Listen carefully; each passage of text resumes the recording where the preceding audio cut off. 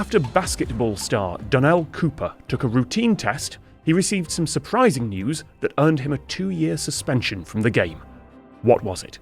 So I'll say that one more time. After basketball star Donnell Cooper took a routine test, he received some surprising news that earned him a 2-year suspension from the game. What was it? Ooh. Well, I guess we can assume that this is a medical test. Is that a fair assumption, do you think? I don't know if it is. It's definitely the assumption the question wants us to make. And maybe that's justified. Or maybe it's a deliberate little, never said medical. And the old hand starts helping the new players through. Yeah, maybe he's a college player and took an exam and was basically kicked out of college. Oh, I love that. The idea that just like the test is so unrelated and it's just, oh, you failed this test. You've been kicked out for 2 years. When you come back, you can play again. I think that's a very nice little...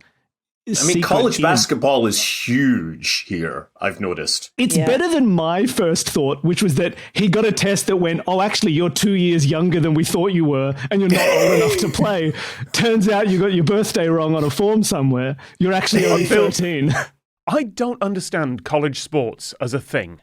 I mean, we've got 3 guests across 3 very different time zones here, so the only one who's actually in the US right now is Scott. I don't understand college sports. Like, why are these two things merged? I have no idea. You know why? Money. There's money that can be made. And if you can promote it to the people that go to that college, you've got an audience that's built in forevermore. That's why they spend money on it, I guess. And that's why it becomes a big thing. I don't know. It is kind of like the feeding thing to the major, sports leagues, right? If all the people that play helmet ball, they have to go to college, right? And so they're all technically getting degrees, right? It's true. And forgive me if I'm preaching to the converted. I'm sitting here in London talking to people in the US about college sports. But as I understand it, it's done a huge amount for women's sports in the US because at college level, women's sports and men's sports are funded equally. So unlike in many, many other fields where women's sports wouldn't have had the investment because they're funded equally at college level, which is very, very high level sport, it means that the women's game in all sorts of different areas is really, world class.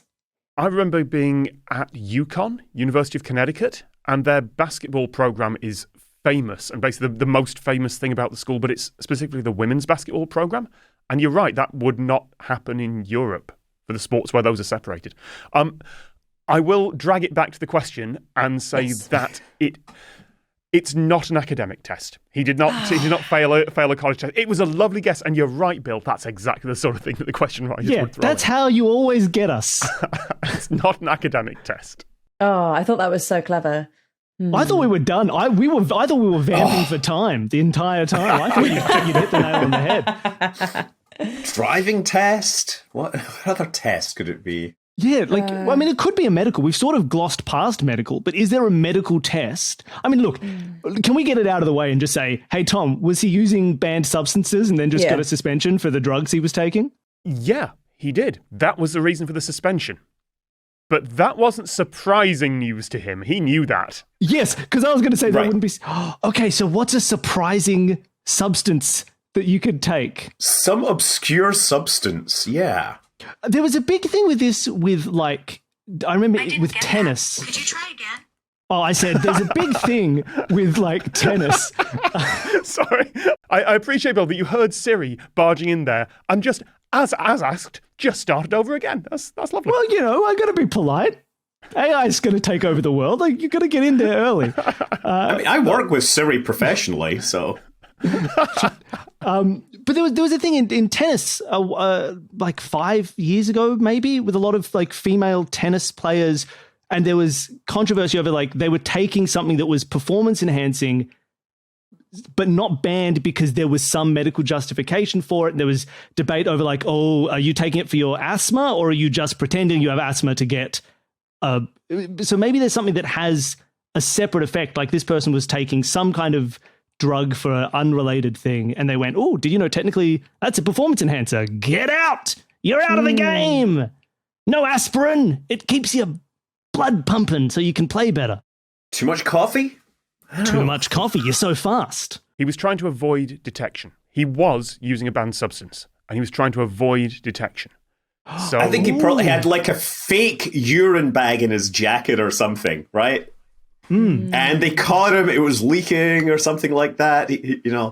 Or is it that he borrowed urine from someone and they were also taking a different or the same performance-enhancing drug? And it's like, why didn't you tell me? I was using this urine to cheat. You're so nearly there. You're so nearly there. It's just the word surprising news. And it might help to think about who's... And then the doctor jumped out from behind a table and went, "You're out!" And he went, "Oh my God. I thought I'd done, Tom. Next question." It might help to think about whose urine he might have borrowed. Or Snoop Dogg. There's a taking the piss joke in there somewhere, and I can't quite find it. Oh, did he borrow a woman's urine and was told that he was pregnant? Yes, spot on, Anna. There you go. Yes, yeah. Not only that, he borrowed his girlfriend's urine. So he found out that he was going to be a father, and also he was banned from basketball for 2 years on the same day. What a day. Story. What a What day. a story.